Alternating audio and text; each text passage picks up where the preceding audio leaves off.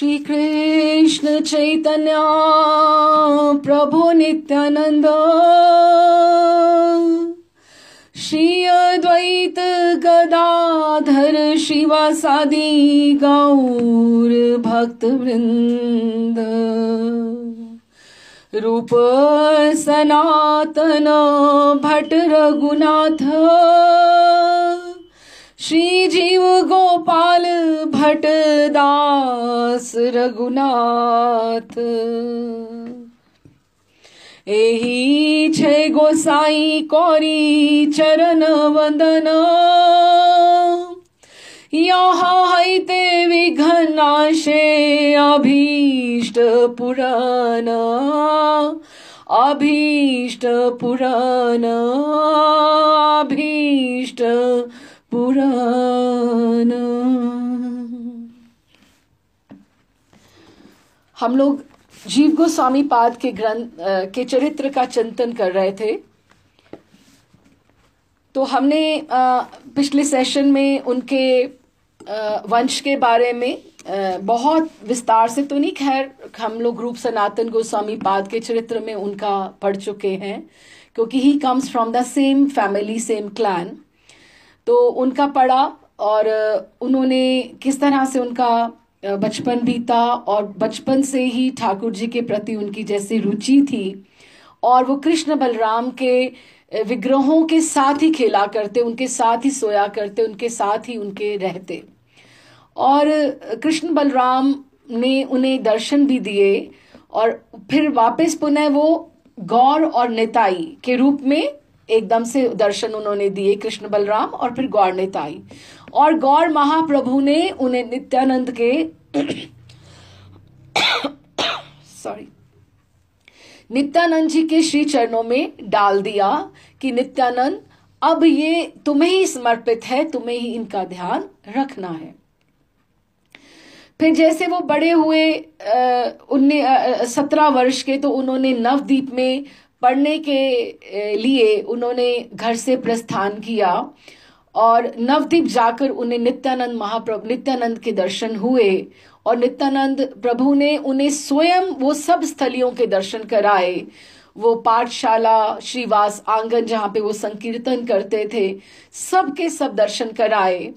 और फिर उन्होंने अगले दिन उन्होंने बोला कि मैं, अगर आप आज्ञा दे तो मैं नीलाचल जगन्नाथपुरी भी जाकर उनकी जो अंत्य लीला, जो जैसे आधी लीला मीन्स बिगिनिंग, जो बचपन की और विद्या काल है, जैसे महाप्रभु 48 इयर्स ओल्ड रहे, उनकी आयु जो धराधाम पे रही है, 24 वर्ष तक महाप्रभु नवदीप धाम में रहे, 6 वर्ष उन्होंने भ्रमण किया बीच बीच में से, और वो 18 साल, वो 24 वर्ष उनके सन्यास के रहे, 48 साल के महाप्रभु धरती पर रहे। तो उन्होंने उन्हें बोला कि मैं तो आधी लीला, मध्य लीला और अंत्य लीला, जो ग्रंथ भी लिखे गए हैं वो भी इसी हिसाब से लिखे गए हैं। तो उन्होंने उन्हें बोला कि मैं अंत्य लीला की स्थलियां जो है मैं वहां दर्शन कराऊं, क्योंकि तब तक महाप्रभु जी लीला संवरण कर चुके थे। तो उन्होंने कहा, नित्यानंद प्रभु ने कहा कि आपके वंश को महाप्रभु ने स्थान वृंदावन में दिया है, बल्कि तुम्हें बहुत अभी वहां जाकर कार्य संभालना है, तुम पहले काशी जाओ। वहां उन्होंने मधुसूदन वाचस्पति, जो सार्वभौम भट्टाचार्य के शिष्य थे, उनसे वेदांत की 2 साल उन्होंने शिक्षा ली और उसके बाद वो वृंदावन के लिए वहां से चले 19 वर्ष की आयु में। इस तरह से हम यहां तक पहुंचे थे पिछले सेशन में, क्योंकि गैप बहुत हो गया तो इसीलिए थोड़ा रिकैप किया।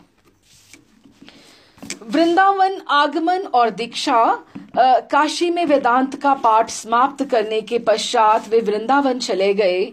अनुमान किया जाता है कि वेदांत पढ़ने के लिए वे काशी में कम से कम 2 वर्ष तो रहे ही होंगे। वृंदावन में उस समय स्वर्णिम युग था, गोल्डन एरा। भक्ति की गंगा अबाध गति से उमड़ घुमड़ कर बह रही थी। उनके पितृव्य, जो उनके काका थे बड़े, पितृव्य रूप सनातन नव स्थापित कृष्ण भक्ति के साम्राज्य पर शासन कर रहे थे। कोई भी वृंदावन में आता था तो वो रूप सनातन को ही ढूंढता आता था। श्री कृष्ण के श्री विग्रहों की स्थापना कृष्ण भक्ति शास्त्रों के निर्माण और कृष्ण लीला संबंधी स्थलियों के आविष्कार का कार्य तीव्र गति से चल रहा था। रघुनाथ भट्ट गोस्वामी, प्रबोधानंद सरस्वती, गोपाल भट्ट गोस्वामी, रघुनाथ दास गोस्वामी, काशीश्वर पंडित और कृष्णदास कविराज आदि प्रधान चैतन्य महाप्रभु के परिकर वृंदावन पहुंच चुके थे और इनमें से एक एक जो है पूरी तरह से समर्पित है अपने कार्य के लिए। और ये सब वहां पर कोई ग्रंथ लेखन में है, कोई कुंडों के उद्धार में और विग्रहों की स्थापना में है। सब के सब एक से बढ़ एक काम अपने कर रहे थे और चैतन्य महाप्रभु की जो सब महान महान प्रधान परिकर थे वो वृंदावन पहुंच चुके थे और विभिन्न प्रकार से रूप सनातन के प्रचार कार्य में उनका हाथ बटा रहे थे। अभी हम ये सोचे कि 19 वर्ष की आयु जो है वो क्या है। 19 वर्ष की आयु इट्स वेरी यूथफुल टाइम कि उनको कुछ और भी सोच सकते थे, लेकिन कभी कभार ऐसा सोचा जाता है कि जो भक्त होते हैं या वैष्णव जो इस रास्ते पे लगते हैं तो वो उनके पास शायद कुछ काम और करने के लिए नहीं है या अपने आप को वो व्यस्त रखना चाहते हैं, या हम सोचते हैं कभी कभी बुढ़ापे में ये काम कर लेंगे। लेकिन जो भक्त होता है ना वो बड़ा चतुर होता है। चतुर मैं पॉजिटिवली बोल रही हूं, चतुर ऐसे वो वाला नहीं जैसे बोले हम लोग कि बहुत वो चालाक है, वैसा वाला नहीं। चतुर पॉजिटिवली मैं बोल रही हूँ कि जो भक्त होता है ना वो अपनी लाइफ को पहले ही बहुत बैलेंस करके चलता है कि उसका लक्ष्य क्या है। He is much concentrated and focused on his mission, on his target, on his determination कि मुझे जिंदगी में क्या प्राप्त करना है। क्योंकि आप देखो ना, हम जो सब इकट्ठा कर रहे हैं, हम सब जो इकट्ठा कर रहे हैं, खैर व्यवहारिकता के लिए या गृहस्थ जीवन के लिए पैसे की जरूरत, अर्थ की जरूरत तो रहती है, और फिर गृहस्थी होने के नाते हमारे ऊपर भार भी रहता है कि दायित्व रहता है कि हम दूसरे आश्रम के जो लोग हैं हम सेवा कर पाए, उनकी जो वानप्रस्थी हैं या जो सन्यासी हैं, जो गुरु आचार्य लोग हैं, जब तक हम कर पाए तो करें। लेकिन एक ढंग से हमें अगर पूछा जाए तो हम हीरे जैसे अपने श्वास देकर तो हम कांच खरीद रहे हैं, कांच खरीद रहे हैं, तो उसको फिर चतुर कहा जाएगा या उस भक्त को चतुर कहा जाएगा जो अपने श्वास देकर वो हीरे को देकर हीरा ही खरीद रहा है कि वो कैसे प्रोग्रेस कर रहा है। तो वो इतना चतुर है कि उसे पता है कि मैं अब जो वर्ल्डली लोग हैं वो जो इकट्ठा कर रहे हैं वो सब यहीं पे रह जाना है। आज अगर हम जो 99 का जो फेर है ना, वो अगर हमारे पास कुछ भी संपदा है या हमने वहीं पे छोड़ जाना है।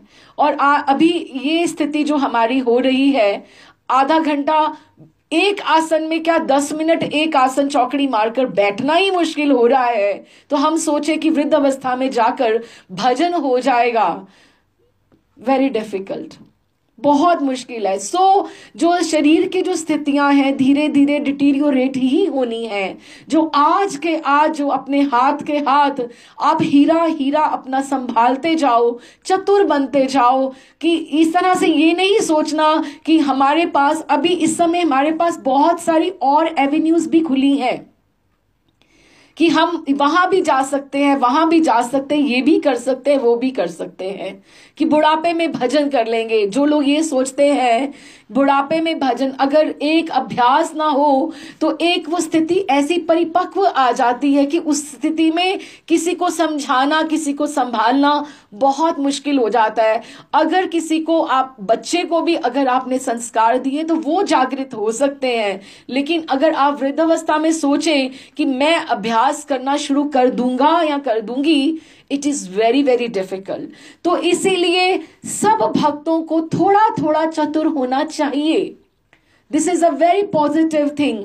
अगर अपने शरीर को, अपने आप को हमें भजन के लिए संभाल के रखना है या हमें प्रोग्रेस करना है, तो हमें थोड़ा थोड़ा अभी से बैलेंस आउट अपनी लाइफ को करना पड़ेगा। अगर हम ये सोचें this is the exact age 19 वर्ष की, मुझे एकदम से I can not forget Radhanath Swami जब वहां से चले, रिचर्ड यहाँ से जर्नी बैक होम में हम पढ़ते हैं, प्रभुपाद के जो शिष्य हुए, राधानाथ स्वामी जो चौपाटी पे इधर जुहू, इधर वृंदावन, सॉरी मुंबई में इस्कॉन के उधर प्रेसिडेंट हैं। 19 साल की हिच हाइकिंग करते, 19 साल की उम्र में हिच हाइकिंग करते हुए वो सारा भारत की उन्होंने उस हिसाब से वहां पर आए, पैसे थे नहीं, और किस तरह से उन्होंने आकर अपने जीवन के लक्ष्य की प्राप्ति की है। अगर वो आज सोचे कि आज मैं वो, अगर उनका हम चरित्र पढ़े, बहुत सुंदर चरित्र है, क्योंकि ये सेम उम्र की बात हो रही है। तो मैं ये मैं कहना चाहती हूँ कि ये बात नहीं है कि आजकल के युग में हमें एग्जाम्पल्स नहीं मिलेंगे कि ये पार्षद थे और उन्होंने ऐसा किया तो बात अलग थी। आज के युग में कोई नहीं कर सकता, लेकिन उन्होंने अगर उन्होंने वहां उस समय भी कितनी तपस्या करी है, हिमालयाज में जाकर रहे हैं राधानाथ स्वामी, और वहां पे उन्होंने कितना कुछ उपलब्धियां प्राप्त की हैं। लेकिन अगर वो सोचे कि मैं इस उम्र में, when he is around 60 years old, कि मैं अभी कुछ कर पाऊंगा या मैं वैसी सेम स्ट्रेंथ के साथ कुछ कर पाऊंगा, not possible, not possible. So we need to balance our lifestyle and we need to be clever, positively clever to save ourselves, क्योंकि हम अपने आप को खर्च इतना करते जा रहे हैं कि हीरे जैसे श्वास जो हैं हम आगे आगे आगे खर्च करते जा रहे हैं, और उन सब चीजों पर खर्च करते जा रहे हैं जो चीजें हमारे साथ नहीं जानी है। तो इस समय जो जीव गोस्वामी पाद 19 वर्ष के हैं, और जीव को भी इस कार्य में सहयोग करने के लिए नित्यानंद प्रभु ने वृंदावन भेजा। उन्हें प्राप्त कर रूप और सनातन अति प्रसन्न हुए। उन्हें ले जाकर उन्होंने पहले सब महात्माओं से उनका परिचय कराया, उन्हें आशीर्वाद दिलाया, बतलाया कि परिचय कराया कि ये अनुपम के पुत्र हैं।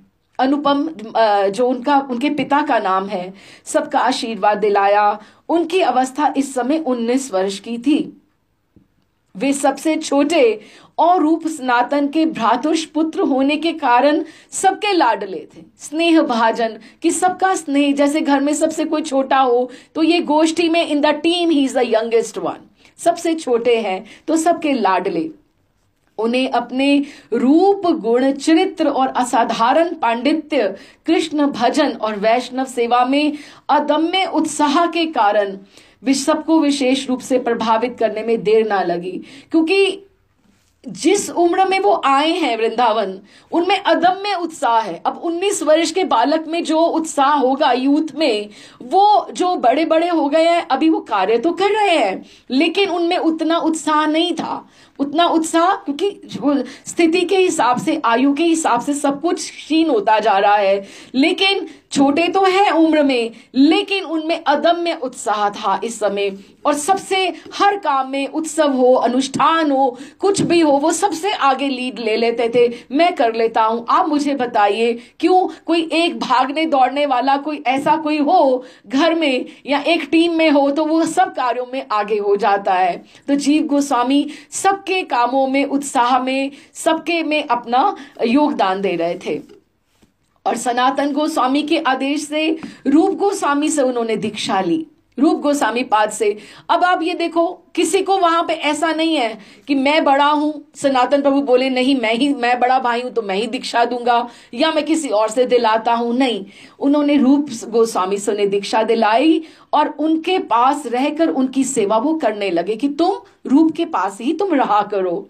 वे उनके लिए क्या करते, रूप गोस्वामी पाद काशीश्वर पंडित तो थे वहां पर राधा गोविंद देव जी की सेवा के लिए, लेकिन फिर भी विग्रह की सेवा की सामग्री जुटाते, सेवा पूजा में उनकी सहायता करते, उनके भोजन करने पर उनका प्रसाद ग्रहण करते और उनके शयन करने पर उनका पाद संवाहन करते। क्योंकि एज में अभी फर्क आ गया ना कि उन्हें भी इस समय थकावट हो जाती है। रूप गोस्वामी पाद को, सनातन गोस्वामी पाद को, उनके भी शरीर को इस समय थोड़ी आराम की आवश्यकता है। तो उनके चरण दबाते, उनके ग्रंथ रचनों के समय पोथी पत्र जुटाकर रख देते कि कौन सा ग्रंथ लिख रहे हैं। अभी सीधी सी बात है कि उस समय कागज भी तो नहीं है ना, कहां से कागज है। कागज के लिए भी तो ताल पत्र इकट्ठे करने पड़ते हैं कि जिसके ऊपर वो लिखना इतना सब लिखा गया।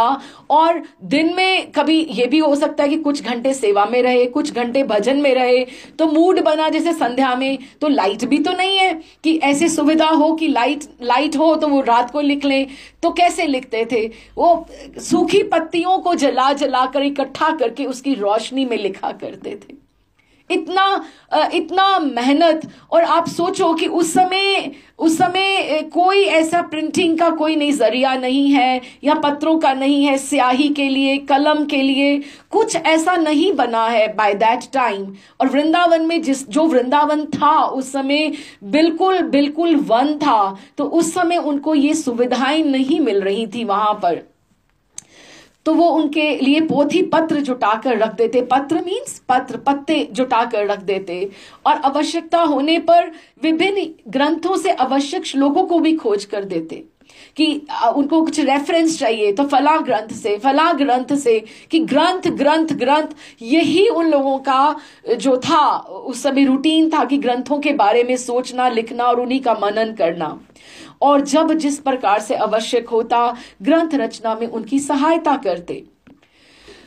भक्ति रत्नाकर और प्रेम विलास में उल्लेख है कि जब रूप गोस्वामी पाद भक्ति रसामृत सिंधु की रचना में लगे थे तो दिग्विजयी श्री वल्लभ भट्ट जी आए वहां पर और उनसे मिलने आए। ये वाला जो प्रसंग है हम थोड़ा पढ़ भी चुके हैं रूप गोस्वामी पाद के चरित्र में, पर चूंकि it is more related with जीव गोस्वामीज ऑस्टेरिटीज तो हम इसमें वापस पुनः पढ़ रहे हैं। तो उस समय जीव गोस्वामी पाद उनके निकट बैठे पंखा कर रहे थे, तो रूप गोस्वामी ने उन्हें आदर पूर्वक स्थान आसन दिया। सीनियर हैं, बड़े हैं, आचार्य हैं।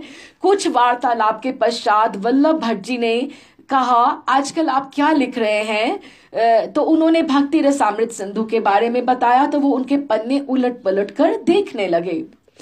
उन्हें निम्न लिखित श्लोक में पिशाची शब्द का प्रयोग खटका। वही बात हम जो पहले पढ़ चुके हैं, उसमें लिखा था भक्ति रत्नाकर सिंधु में, भुक्ति मुक्ति स्पृहा यावत पिशाची हृदय वर्तते तावद भक्ति सुख स्यात्र कथ मभ्युदयो भवेत। कि अब देखो इसमें दो वर्ड्स इन्होंने यूज करे हैं। एक तो हो गया दो किए हैं यूज, लेकिन 3 वर्ड्स हमें अगर हम समझे, भुक्ति कहते हैं भोग करना, भुक्ति करना भोग करना, और मुक्ति हमको पता है लिबरेशन, कि एक चीज से निर्वाण, किसी चीज से निवृत्ति पा लेना।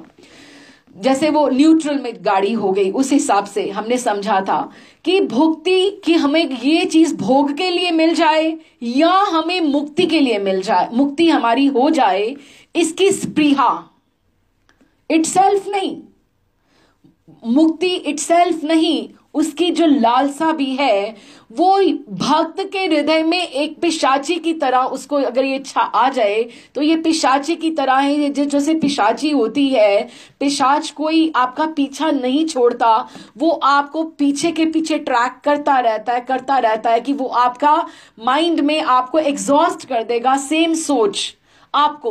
तो ये पिशाची की तरह है। इस तरह भक्त को कभी भी अपने दिल में भुक्ति की मुझे ये भोग करना है या मेरी मुक्ति हो जाए, ये लालसा नहीं आनी चाहिए। ये बातें बहुत छोटी दिखती हैं, लेकिन हैं ये बहुत बड़ी। छोटी सी बात के लिए हम कितने जन्मों के फेर में जा सकते हैं।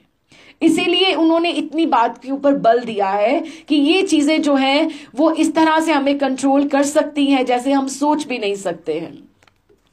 कि जब तक भोग, भुक्ति और मुक्ति की जो लालसा है पिशाची हृदय में वर्तमान रहती है, तब तक हमें भक्ति सुख का उदय होना संभव ही नहीं है।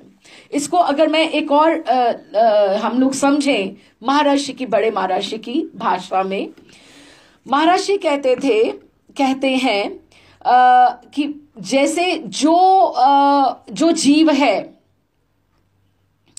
भक्त होना बहुत बड़ी बात है। भक्त होना, हम साधक हैं, हम उस रास्ते पे चले हुए हैं, हम अपने आप को साध रहे हैं, अपने आप को कंट्रोल कर रहे हैं, अपने आप को डिसिप्लिन कर रहे हैं। साधक होना भी, हम इस रास्ते पे चल पड़े हैं, ये भी हमारे जीवन की उपलब्धि है। लेकिन जो तृप्त नहीं है, जो अपनी तृप्त मीन्स जो सेटिस्फाइड नहीं है अपनी लाइफस्टाइल से, अपनी मटेरियल सिचुएशन से, अपनी इवन मैरिड लाइफ से, उसको भी हो सकता है कि उसको जन्म और एक और लेना पड़े उसके लिए। जिस तरह से जो तृप्त नहीं है अपनी, हो सकता है अपनी स्थिति से, मॉनेटरी स्थिति से, कि मेरे पास पैसा नहीं है, मुझे गरीबी है, आपके मन में कोई चीज चुभ रही है, आपको कोई चीज का चोटती है बार बार, आपको ये मेरे पास ये होता तो ये भी आपको जन्मों के फेर में लेकर जा सकती है। वापस आते हैं कि जो तृप्त नहीं है वो कभी दीप्त नहीं हो सकता। दीप्त क्या बोले, उसके मुख पर तेज नहीं आ सकता। क्यों? क्योंकि उसमें, जिसमें सेटिस्फेक्शन नहीं है, जिसमें तृप्ति नहीं है, वो उसके मुख के ऊपर वो हमेशा हैंकरिंग उसको लगी रहेगी कि ये नहीं है मेरे पास। तो जो तृप्त नहीं है वो दीप्त नहीं हो सकता, दीप्त ग्लोइंग नहीं हो सकता, तेज नहीं हो सकता उसके ऊपर। और जो दीप्त नहीं है वो मुक्त नहीं हो सकता, मुक्त नहीं हो सकता। क्यों? क्योंकि उसकी जो अतृप्तियां हैं, जो उसकी डिजायर्स हैं, उसको कई जन्मों के चक्कर में घसीटेंगी। ठीक है? और जो मुक्त नहीं है वो भक्त होना तो बहुत बड़ी बात है। वो सब इन चीजों को लांघ कर, इसको पार करके ऊपर तक वहां पहुंचता है, क्योंकि उसे अपने भोग के लिए कुछ नहीं चाहिए, उसको अपने लालसा किसी चीज के लिए नहीं चाहिए। उसे जो चाहिए, उसे राधा गोविंद के लिए, ठाकुर जी के लिए, राधा रमन जी की सेवा के लिए चाहिए, वो उनकी प्रसन्नता के लिए चाहिए, अपने लिए उसे कुछ भी नहीं चाहिए। ये एक डिजायर होनी चाहिए, ये गोल होना चाहिए कि आपको अपनी सोच बाद में आए।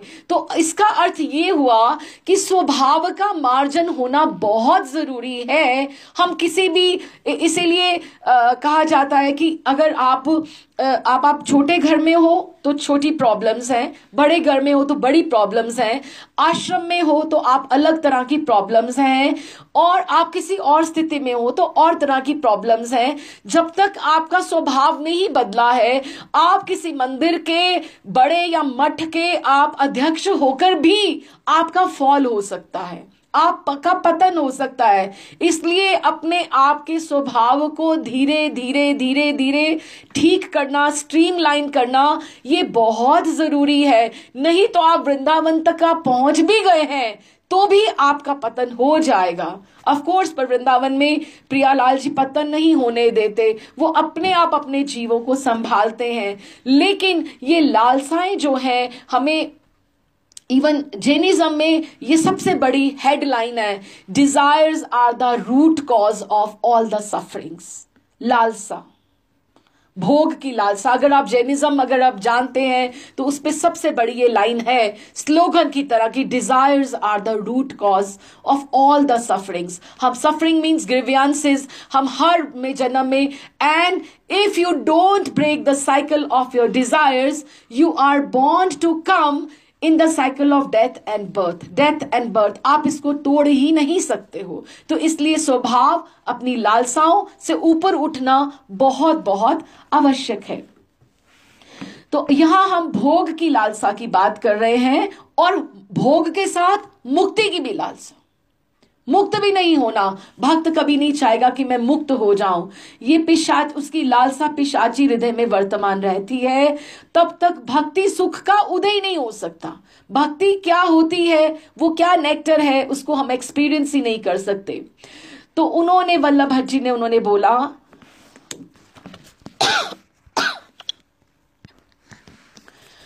तो उन्होंने कहा कि आप पिशाची शब्द जो है श्लोक से निकालकर इस प्रकार उसका संशोधन करिए, और उन्होंने उनको इस तरह से सुजेस्ट किया। रूप गोस्वामी पाद ने, क्योंकि दैन्यता गौड़िये हैं, गौड़ियों में दैन्यता तो वैसे ही बहुत जरूरी है, तो उनके प्रति श्रद्धा और अपने दैन्य के कारण संशोधन करना सहर्ष स्वीकार कर लिया। लेकिन जीव को उनका संशोधन नहीं जचा। उन्हें एक नव आगत व्यक्ति का कि एक नए ये आए हैं कि गुरुदेव का जो महापांडित्य है, उनका शास्त्र का जो कमांड है, इनको क्या पता। तो उनको उनका शास्त्र की रचना का, शास्त्रज्ञ की रचना का संशोधन करने का साहस भी पंडितों के शिष्टाचार के प्रतिकूल लगा, कि उन्हें अच्छा नहीं लगा, कि he should not have suggested. क्रोध अग्नि उनके भीतर सुलगने लगी। यंग हैं, युवक हैं, तो एकदम से वो आ जाता है। अब स्वभाव की हम बात कर रहे हैं, पर गुरुदेव उस संशोधन को स्वीकार कर चुके थे, सो ही कुड नॉट इंटरवीन। इसीलिए वे उनके सामने कुछ ना कह सके। लेकिन उनके परोक्ष में, कि जब वो ना देखते हो, गुरुदेव ना देखते हो, उनके साथ वो तर्क करके सोच बैठे थे कि मैं इनसे निपट लूंगा, कि मैं इनको समझा दूंगा अच्छे से, क्योंकि वो उन्होंने खूब पढ़ा है, उन्हें सब नॉलेज है उन्हें। वे क्या जानते थे कि जिन्होंने संशोधन सुझाया है कि वे कोई साधारण व्यक्ति नहीं है, एक दिग्विजय पंडित हैं। उनको नहीं पता था उनके बारे में बहुत। तो थोड़ी देर के बाद जब वल्लभ भट्ट यमुना स्नान के लिए गए, तो वे भी उनके साथ वस्त्र आदि लेकर उनके पीछे पीछे गए। कुछ दूर जाकर क्रुद्ध और कठोर स्वर में बोले, श्रीमान, आपने भक्ति रसामृत सिंधु में जो संशोधन सुझाया है वो उचित नहीं। गुरुदेव ने केवल दैन्यवश उसे स्वीकार कर लिया है। पंडित एकदम से हक्का बक्का तरुण की तरफ वो देखते रह गए। कुछ अपने आप को संभालते हुए बोले, क्यों भाई, मुक्ति को पिशाची कहना तुम्हें अच्छा लगता है? मुक्ति तो बहुत से साधकों की काम्य वस्तु है, कि बहुत से जो ज्ञानी लोग हैं वो तो मुक्ति ही चाहते हैं। बहुत से धर्म ऐसा है, संप्रदाय ऐसे हैं जो मुक्ति को ही अपना लक्ष्य मानते हैं, तो आप उसको कैसे पिशाची बोल सकते हैं? साधकों की काम्य वस्तु है और सिद्धों की चिर सिंगनी है, कि वो तो मुक्ति की ही कामना करते हैं, उनकी चिर संगनी है सिद्धों के लिए। और वो शोक नाशनी है, कि अगर मुक्ति होगी तो शोक रहता ही कहाँ है, और आनंददायिनी है, आनंद देने वाली है। उसके लिए, आनंददायिनी के लिए, चिर संगनी के लिए, और काम्य वस्तु जो साधकों की है, उसके लिए पिशाची की तुलना करना अनुचित नहीं है क्या? जीव ने अब विनम्रता पूर्वक, अब वो अपनी टोन में आए उन्हें समझाने के लिए। पहले तो उन्होंने कहा कि नहीं, आपका ये ठीक नहीं है, तो उन्होंने भी आर्ग्यूमेंट आगे दिया।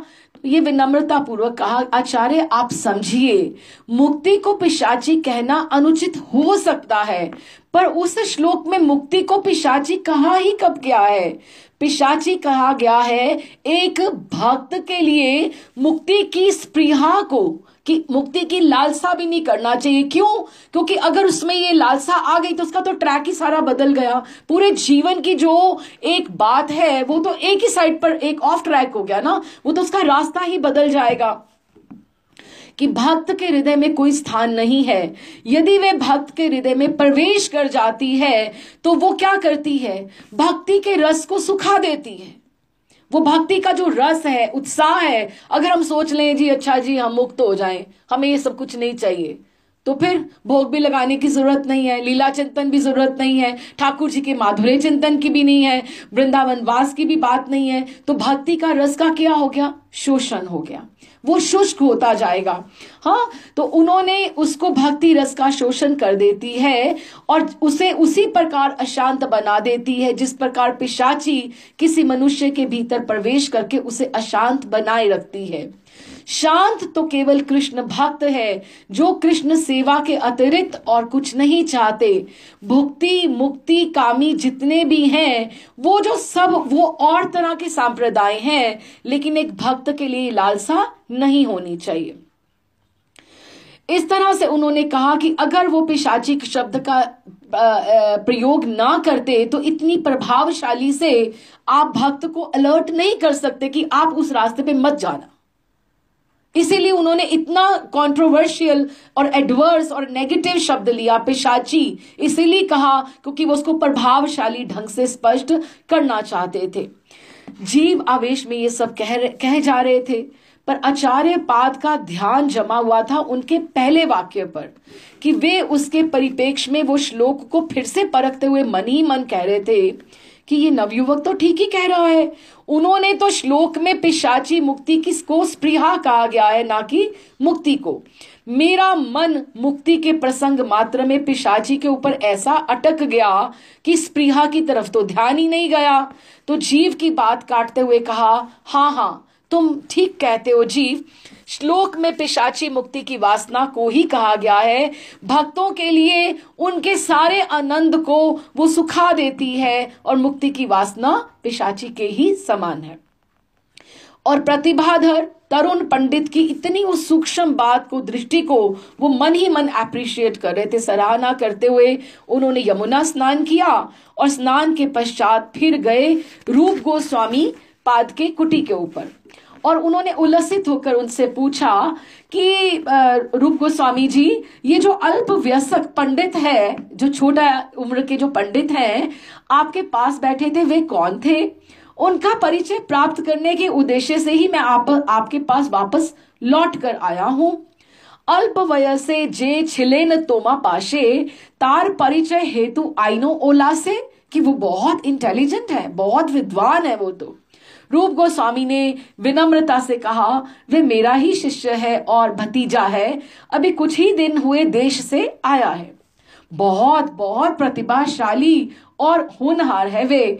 उन्होंने श्लोक के संशोधन के कारण का और उसके रोष का सब वृतांत उन्हें कह सुनाया। उन्होंने तो अप्रिशिएट ही किया उन्हें और अंत में कहा, उसका दोष बिल्कुल नहीं था, भूल मेरी ही थी जो मेरा ध्यान पिशाची शब्द में इतना उलझ गया कि स्पृहा अर्थात लालसा की तरफ मेरा ध्यान ही नहीं गया। अब मेरा आपसे अनुरोध है कि आप इसको गलती समझकर आप उस श्लोक को उसी प्रकार रहने दें, उसमें कोई परिवर्तन ना करें, क्योंकि उसका प्रभाव फिर वैसे ही आएगा। वल्लभ भट्ट जी तो चले गए कहकर रूप गोस्वामी के मन में एक अभूतपूर्वक आलोड़न छोड़ गए। जैसे ही जीव यमुना स्नान से लौटकर आए, उन्होंने उनकी कड़ी भर्त्सना की और कहा, भक्ति रत्नाकर में लिखा गया हुआ है, मोरे कृपा कौरी भट्ट आइला मोरे पाशे, कि मेरे ऊपर वो कृपा करने मेरे पास आए। मोर हित लागे ग्रंथ शुद्धिभा कौइला, कि तुम ग्रंथ को यहां शुद्ध करो, वो मेरे हित के लिए उन्होंने बोला ना। ए अति अल्प वाक्य सहिते नारीला, कि तुझसे इतनी सी बात सहन नहीं हुई क्या? तोहे पूर्व देशे शीघ्र कर गमन, कि जहां से तू आया है वापस बाकला वहां पे चला जा। ताहे पूर्व देशे शीघ्र करो गमन, मन स्थिर होइले आसीवा वृंदावन। वृंदावन अभी तू रहने के योग्य नहीं हुआ है, जब हो जाएगा तो फिर वापस आना। भट्ट जी ने बड़ी कृपा की थी जो मेरे पास आए और मेरे हित के लिए मेरे ग्रंथ में संशोधन करने के लिए कहा, और तुमसे उनकी इतनी बात भी सहन ना हुई, इसलिए तुम यहां रहने योग्य नहीं हो। शीघ्र चले जाओ यहां से और यहां आना जब तुम्हारा मन स्थिर हो जाए। प्रेम विलास में ये इतनी विस्फोटक स्थिति बोली गई है, तभी आप देखो उनके चरित्र में भी हमने पढ़ा और इनके चरित्र में भी हम पढ़ा। इसका मतलब ये है कि अगर वो किसी चीज पे एम्फेसाइज कर रहे हैं तो वो हमें इससे कुछ सिखाना चाहते हैं कि अपराध कैसे किस तरह से भी हो सकता है। और क्या उन्होंने कहा, विस्फोटक स्थिति इसको बोला है। और क्या बोला, श्री रूप डाकिया कौहे श्री जीवेर प्रति अकाले वैराग्य वेश धौरिला मूड मती, कि तू जो है अकाले वैराग्य, कि तू अभी 19 साल का 20 साल का नवयुवक है, तू अभी योग्य ही नहीं था कि तू वैरागी बन सके, तू तो अपनी उम्र से पहले ही वृंदावन आ गया। हाँ, तुम्हारे में अभी तुमने अपनी ये जो चीजें हैं अपने व्यवहार में, जैसे हम ये बोले कि कच्ची लकड़ी जो होती है वो कभी जल ही नहीं सकती जब तक वो सूखे नहीं, परिपक्व नहीं हो जाए, उसमें श्रद्धा, निष्ठा और अपने सारे के सारे उसको स्वभाव में बदलाव ना आए, तब तक वो कैसे जलेगी। तो तुम्हारे अकाले वैराग्यावेश दौड़ीला मूढ़मती, कि तुम इतना अकाल में तूने वैराग्य ले लिया है। क्रोधे रे ऊपर क्रोध ना होइले तो मार, ये कितनी बड़ी बात है। सब भक्तों को याद रखना चाहिए, मुझे भी याद रखना चाहिए। क्रोधेरे ऊपर, कि तुम्हें क्रोध के ऊपर क्रोध ना आया। क्रोधेरे ऊपर क्रोध ना होइला तो मार, ते कारणे तोर मुख ना देखी बे, और कि मुझे तुम्हारा मुख और देखना ही नहीं है। रूप गोस्वामी ने जीव को बुलाकर कहा, अरे मूढ़, तू वैराग्य वेश के योग्य ही नहीं, तूने अरे अपरिपक्व अवस्था में वैराग्य धारण कर लिया है। तुझे क्रोध आया, क्रोध के ऊपर क्रोध ना आया, जा यहां से वापस चला जा, और मैं तेरा मुख भी देखना नहीं चाहता। जीव नतमस्तक होकर चुपचाप सुनते रहे। अपने अपराध का उन्हें गुरुत्व बोध होने लगा। हालांकि उनकी ऐसी गलती भी नहीं थी देखा जाए तो, लेकिन उनको ये लगा कि वो मेरे से बड़े थे, आचार्य थे, मैंने उनको ऐसे नहीं कहना चाहिए था। अपराध के गुरुत्व का बोध होने लगा और सोचा उन्होंने, सचमुच क्रोध का त्याग किए बिना सर्व त्यागी वैरागी होना और श्री कृष्ण के चरणों में पूर्ण आत्मसमर्पण करना क्या मेरे लिए संभव है? मैं योग्य ही नहीं हूं। शोक और अनुताप, रिपेंटेंस, जो उनके मन में इतना पश्चाताप, वो उनके अंतर में धू धू कर जलने लगी, इतनी अग्नि जैसे लग गई। गुरु आज्ञा शिरोधार्य करके क्रंदन करते करते उन्हें प्रणाम कर वे वहां से चल दिए। लेकिन वो देश नहीं जा पाए, वृंदावन में ही रहे। लेकिन जीव वृंदावन से बहुत दूर निर्जन वन प्रांत में एक पर्णकुटी निर्माण कर उसमें रहने लगे, और आरंभ हुआ उनका कठोर वैराग्यपूर्ण कृच्छ्र साधना का जप ध्यानमय जीवन। बहुत सी बातों से बहुत कुछ ठाकुर जी सिखाना चाहते हैं, हमें समझाना चाहते हैं। संकल्प किया कि जब तक गुरुदेव के मनोभाव के अनुकूल अपने जीवन में मैं आमूल अर्थात मैं जड़ से अपने आप में परिवर्तन ना कर लूंगा, तब तक उस निर्जन कुटिया को छोड़कर मैं किसी को मुख नहीं दिखाऊंगा। वे भिक्षा के लिए भी ना जाते। दूर गांव में आकर यदि कोई कुछ भिक्षा दे जाता तो उसे ले लेते। एक तो आगे ही वन, और उसके ऊपर वो बिल्कुल निर्जन में रह रहे हैं, तो भिक्षा के लिए भी न जाएंगे तो उन्हें कहां से क्या मिलना है। नहीं तो कई कई दिन उपवासी रहते और यमुना जल पीकर ही रह जाते। कभी भिक्षा में प्राप्त गेहूं का जो चूर्ण आटा होता है, आटा ही तो लोग देते हैं ना, तो उसको पकाने का भी उनको एकदम लगता कि मैंने अपने गुरु का रीझ नहीं प्राप्त कर सका, मैंने गुरु सेवा करके मैं उसमें सफल नहीं हो सका, मैंने उन्हें शुद्ध किया, उन्हें मैंने क्रुद्ध कर दिया, मेरे में दैन्यता की कमी है। और वो गेहूं का चूर्ण पानी में घोलकर ही पी के पेट भर लेते थे। वो उसका कुछ आटा नहीं बनाना, रोटी नहीं बनानी, सब्जी कुछ नहीं, आटे को ही उसको घोलकर जल में पी लेते थे। बहु यत्ने किंचित गोधौम चूर्ण लैया, करिए भक्षण ताहा जले मिशाइया, जल मिशाए, जल घोलकर उसमें उसको पी लेना। इस प्रकार जीवन निर्वाह करते बहुत दिन हो गए। शरीर अत्यंत दुर्बल हो गया। एक दिन अकस्मात सनातन गोस्वामी उन्हें खोजते हुए उधर आ निकले। उनकी दशा देखकर उनका हृदय द्रवित हो गया। है तो अपना ही बेटा, अपना ही पुत्र। वृंदावन जाकर रूप गोस्वामी से उन्हें बुला लेने का अनुरोध करना चाहा कि मैं जाता हूं और बोलता हूं उसको तुम बुलाओ। हो गया उसका ना पश्चाताप, बहुत हो गया, आप कितना उसको तड़पाओगे उसको। पर सहसा इस संबंध में उन्होंने उनसे ना कुछ कहकर उन्होंने थोड़ा सा उसको मैनिपुलेट किया, बात को इंटेलिजेंटली उसको हैंडल किया। क्या कहने लगे, रूप तुम्हारे भक्ति रसामृत सिंधु का काम कहां तक हो गया है, पूर्ण हो गया जो तुम ये ग्रंथ लिख रहे थे? तो रूप बोले, काम तो बहुत कुछ हो गया है, पर अब तक कभी का विश्राम हो जाता ग्रंथ का अगर यहां जीव होता तो। उसे मैंने किसी अपराध के कारण अपने पास से हटा दिया है। रूप गोस्वामी पाद ने ऐसे जवाब दिया। सनातन गोस्वामी ने अवसर पाकर उसी समय तुरंत बोला, मैं सब जानता हूं, उसे मैं देखकर आया हूं।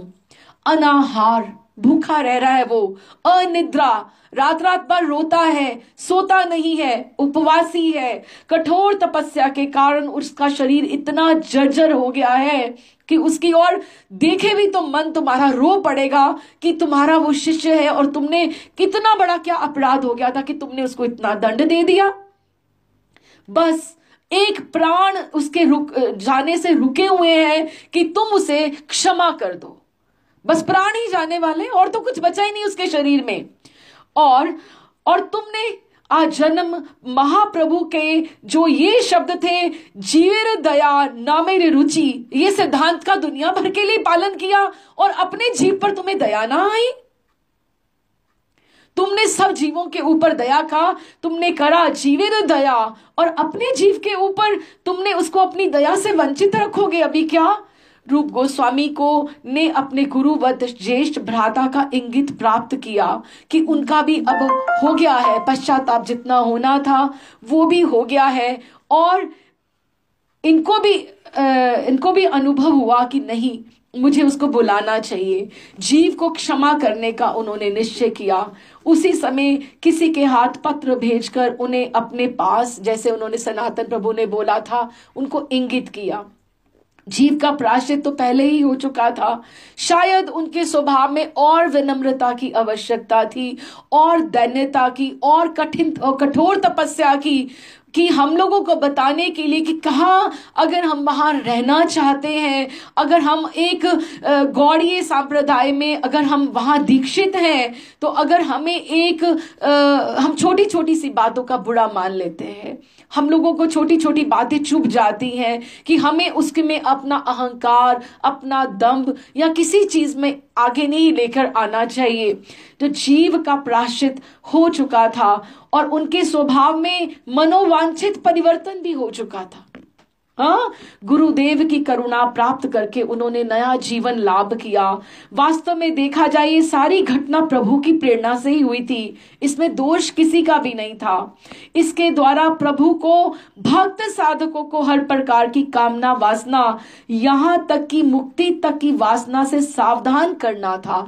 कि बात अभी मुक्ति से अभी हमें ये सिखाने के लिए कि ये बात जो मुक्ति की लालसा है ये कितनी विस्फोटक हो सकती है एक भक्त के लिए। ये जीव गोस्वामी पाद को उन्होंने कितने दिन पीछे उधर और तपस्या करवाई, और रूप गोस्वामी पाद भी क्रुद्ध हुए, सनातन भी शुद्ध हुए। तो ये ऐसी चीजों का हमें ध्यान रखना चाहिए।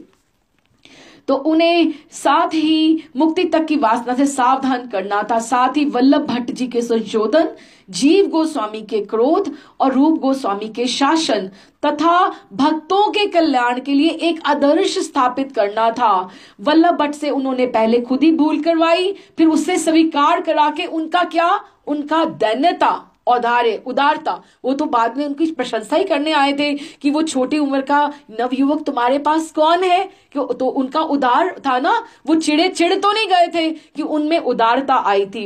रूप गोस्वामी ने जब संशोधन स्वीकार किया पहले, तो वो उनका अपना दैन्यता दिखाई उन्होंने, और जीव को दंड दिलवाकर उनके दैन्य की उनकी कितनी तपस्या हुई। इस तरह से सबके कैरेक्टर्स को उन्होंने पॉलिश किया और आगे बढ़ा कर लेकर गए।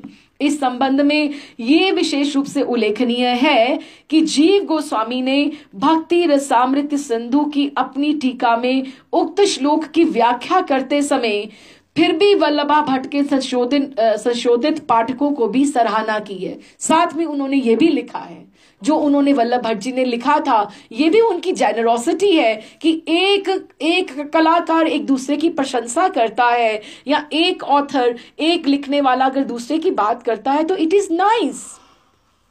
तो उन्होंने लिखा कि उनका भी उन्होंने वापस एक श्लोक ये भी लिखा कि मुक्ति वैसे चिरसंगिनी है और सिद्धों के लिए और कामदायिनी है और आनंददायिनी है, लेकिन भक्तों के लिए रस शोषणी भी हो सकती है। सन 1541 में भक्ति रसामृत सिंधु की रचना का विश्राम हुआ और इसके एक वर्ष के बाद 1542 में 1542 में रूप गोस्वामी ने जीव के पृथक रूप से सेवा करने के लिए राधा दामोदर की उन्हें युगल मूर्ति प्रदान की। कहा जाता है कि रूप गोस्वामी पाद जो थे वो उनमें वैसे तो चलो पार्षद हैं, अपने सब उनमें टैलेंट्स हैं इस तरह से, लेकिन उनमें रूप गोस्वामी पाद में बहुत से कौशल थे कि वे अर्चा विग्रहों का निर्माण भी कर सकते थे। He was a sculptor also, और चित्रकला में वो बहुत निपुण थे, और वो ज्योतिष विद्या में, गणित में भी दक्ष थे। उनकी संस्कृत, पारसी, बंगाली एवं अन्य भाषा में भी वाक पटुता थी, और इसी बातों से वो वैष्णव दार्शनिक और विद्वान थे और सभी सांप्रदायों में अति प्रसिद्ध थे। उन्होंने रूप गोस्वामी पाद ने श्री जीव गोस्वामी को एक अर्चा विग्रह की इच्छा को जनाते हुए, कि उनका मन था कि तुम्हारे पास, हर गृहस्थी के पास एक अपने अर्चा विग्रह होने चाहिए। बहुत बार लोग कहते हैं कि हम डेटी वर्शिपिंग करें, घर में ठाकुर जी को विराजमान करें कि ना करें, लेकिन ठाकुर जी की अगर आपके पास शुद्धता खाने में और किचन में है अगर, तो रसोई से ही हमारा हिंदू धर्म, हमारा रसोई से ही शुरू होता है। हम सीधा मंदिर में जाकर नहीं शुरू कर सकते। अगर रसोई में शुद्धता नहीं है तो फिर हमें अपना घर में ठाकुर जी की स्थापना नहीं करनी चाहिए। लेकिन अगर रसोई में शुद्धता तभी आ सकती है क्योंकि ठाकुर जी होंगे तो हमारा सोने का, जगने का नियम बनेगा, हमारा उनको भोग राग सेवा का नियम बनेगा, आरती का नियम बनेगा। तो एक गृहस्थी के लिए घर में ठाकुर जी को अपने स्वामी समझकर एक जरूर करना चाहिए। हालांकि गृहस्थी नहीं है जीव गोस्वामी पाद, और उनको अपने एक अलग जरूरत भी नहीं थी, लेकिन उन्होंने रूप गोस्वामी पाद ने मन से उन्हें बोला कि तुम्हें एक ठाकुर जी का जिस तरह से विग्रह चाहिए, श्री जीव गोस्वामी की एक अर्चा विग्रह की इच्छा को जनाते हुए व्यक्तिगत रूप से दामोदर जी का एक छोटा सा विग्रह रूप गोस्वामी जी ने स्वयं तराशा और उसको प्रतिष्ठित करके अपने सर्वोपरि शिष्य को अर्पित किया। ये लगभग 8 इंच ऊंचे खड़े हुए भगवान दामोदर जिस तरह से हैं, और लेकिन अभी भी वृंदावन में जो राधा दामोदर हम दर्शन करते हैं, ये राधा दामोदर भी प्रतिभू सेवित हैं। जो दूसरे वाले हैं जो हम बोले, वो त्रिपोलिया बाजार जयपुर में। अब जयपुर पता नहीं ठाकुर जी को क्यों इतना भाया हुआ है कि सारे ठाकुर राजस्थान में चले गए हुए हैं। महाराज शेखी भी बहुत बार कहते कि जब ये मुसलमान आतंक इतना ज्यादा था कि मथुरा वृंदावन की इतनी क्षति हुई है, हानि हुई है कि एक तरफ दिल्ली और एक तरफ आगरा, ये सारे के सारे मुगल मीनारें और ये वो सारा का सारा, और बीच में ये सारा वृंदावन जैसे आता था, इतनी क्षति हुई है, इतना सब जो थे मंदिर ध्वस्त हुए और सब कुछ इस तरह से। तो वो अभी राधा दामोदर जो हैं वो वहां पर हैं। तो इस तरह से उन्होंने राधा दामोदर की जुगल मूर्ति प्रदान की। भक्ति रत्नाकर में भी साधन दीपिका के एक श्लोक में इस प्रकार लिखा गया है कि भक्ति रत्नाकर में इस तरह से लिखा गया है, राधा दामोदरो देवे श्री रूपेण प्रतिष्ठित है, जीव गोस्वामी ने दत्त उनके द्वारा दिया गया। किसने दिया? श्री रूपेण कृपा धिबना, कि उन्होंने अपनी कृपा से उन्हें दिया। अर्थात कृपा के सागर श्री रूप गोस्वामी ने श्री राधा दामोदर देव को प्रकट करके सेवा के लिए जीव गोस्वामी को प्रदान दिया। भक्ति रत्नाकर में यह भी उल्लेख है कि राधा दामोदर ने स्वप्न में रूप गोस्वामी को उन्हें जीव गोस्वामी को समर्पण करने की आज्ञा दी थी। रूप गोस्वामी ने स्वप्न में जैसी ही मूर्ति देखी उसी के समान ही वो विग्रह तैयार कराकर जीव को दिए। इससे स्पष्ट है कि राधा दामोदर स्वयं ही जीव गोस्वामी की प्रेम सेवा के लोभ से उनके पास आए थे, तभी वे उनसे तरह तरह के खाद्य पदार्थ मांगते थे और जीव उन्हें खाते हुए देखकर बड़े प्रसन्न होते थे। मध्य मध्य भक्ष्य द्रव्य मांगे रे श्री जीवेर, कि वो ऐसे ठाकुर की जो मांगते थे कि मुझे ये खाने के लिए चाहिए, ये चाहिए, श्री जीव देखे प्रभु मुंजे भुंजे जे प्रकारे, कि वो उनको किस तरह से देते थे, ये चाहिए वो चाहिए। कई ठाकुर आगे से बहुत मांगते हैं, बहुत जो सेवा करते हैं उनको पता लगता है कि आज हमें ये प्रेरणा हुई, आज मुझे ये प्रेरणा हुई। एक बार उन्होंने उन्हें बुलाकर हंस हंस कर वंशी बजाते हुए अपने भुवन मोहन रूप के दर्शन दिए। उसे देखकर जीव मूर्छित हो गए। चेतना आने पर उनके हृदय में आनंद समा नहीं रहा था और दोनों नेत्रों से बहती अश्रुधारा उनके वक्ष को सिक्त कर रही थी। एक दिन आज्ञा वंशी हासिया हासिया, ठाकुर इतने हंस हंस के वंशी बजा रहे हैं। श्री जीवे कहे मोरे देखे आसिया, कि तुम मेरी ओर देख रहे हो। इस तरह से वंशी बजाते किशोर वयस वेश भुवन मोहन, देखी तय श्री जीव होइले अचेतन, मूर्छित हो गए। चेतना पाया हिया आनंद उथले, भासए दीगले टूटी नयने रे जले। तो अगर हम ये देखें, हम अब बस यही विश्राम करते हैं, तो राधा दामोदर जो मंदिर है ये एक बहुत बड़ा गौड़ीय संप्रदाय का, जैसे हम बोले हब, जैसे बोले एक तो राधा रमन जी का मंदिर, राधा रमन जी का मंदिर जो है एक वो गौड़ियों के लिए बहुत इंपॉर्टेंट है। जैसे हमने पढ़ा कि 3 ठाकुरों का समावेश उनमें है, राधा गोविंद देव जी, गोपीनाथ जी और मदन मोहन जी, तीनों का। लेकिन ये नहीं है कि वो तीनों अलग से इंपॉर्टेंट नहीं है, लेकिन वो तीनों फिलहाल जयपुर में है, ठीक है। राधा दामोदर भी वैसे तो त्रिपोलिया बाजार जयपुर में ही है, लेकिन ये जो था जो स्थान है राधा दामोदर मंदिर का, ये उस समय जीव गोस्वामी पाद के होते हुए वो इतना बड़ा मंदिर नहीं था कि इसको वो ध्वस्त कर पाए। अभी भी अगर हम देखें तो इतना बड़ा नहीं था, क्योंकि ये वनों के बीच में आता है। निधि वन और सेवा कुंज की बाउंड्री वॉल्स तब नहीं थी, सेवा कुंज और निधि वन एक ही था। प्रभुपाद ने भी इसीलिए यहाँ पे 18 वर्ष रहने का निश्चय किया रहे। प्रभुपाद ने जो अपनी पूरी एनर्जी जो लगाई यहाँ पर। अब आप देखिए ना, एक बात है कि मंदिर में तो भोग रोज लगता है। अगर प्रभुपाद अकेले ही थे ना तो रोज भोग प्रसाद वहां से पा ही सकते थे, तो प्रभुपाद को अपनी अलग से रसोई करने की क्या आवश्यकता थी। अब छोटी सी इस बात से भी आपको हमें सीख लेनी चाहिए कि मंदिरों का रोज रोज खाना, आश्रमों का, भंडारों का, ये हम नहीं बचा सकते।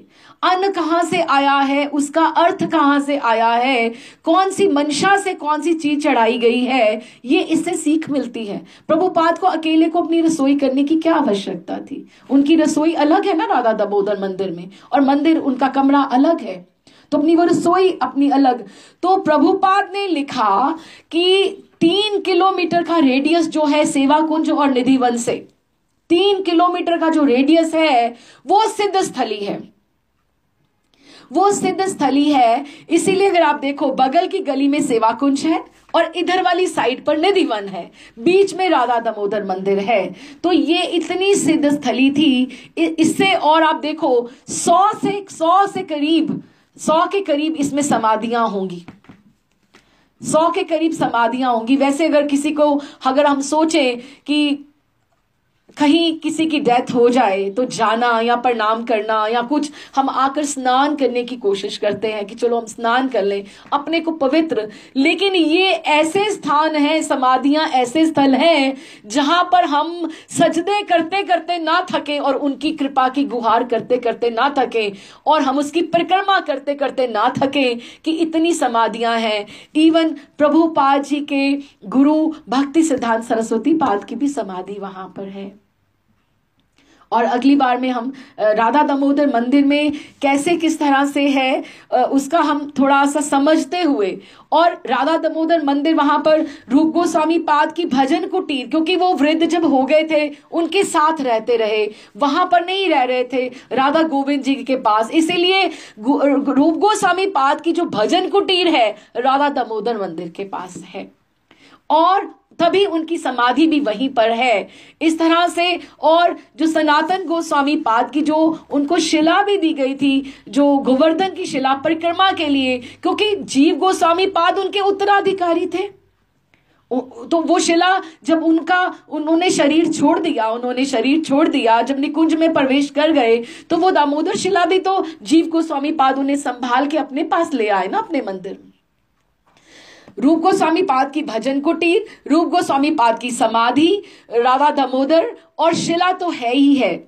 उसके अलावा अतिरिक्त अगर हम देखें, कृष्णदास कविराज के कृष्ण वनचंद्र ठाकुर वहां है, भूगर्भ गोस्वामी जी की समाधि वहां है, क्योंकि उनके ठाकुर छैल शिकन बिहारी वहां पर हैं। और हमारे गीत गोविंद के रचयिता जयदेव जी जो हैं, उनके राधा माधव भी वहां पर हैं।